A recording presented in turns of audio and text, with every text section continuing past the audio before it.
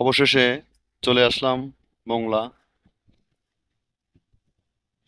এটা হচ্ছে মংলার রাস্তা। শহর থেকে যখন ভাই বন্ধু গ্রামের মাঝে আসে তখন তাদের এনজয়টা অনেক বেড়ে যায়।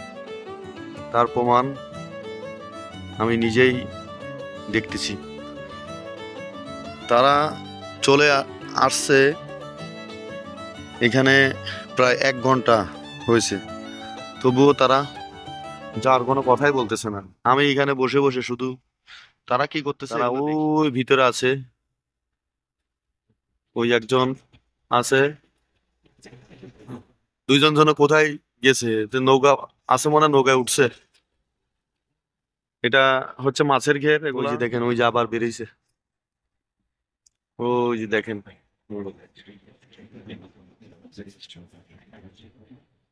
আমি ডাকার পরেও তারা আসতেছে না, মানে ছবি তুলতেছে।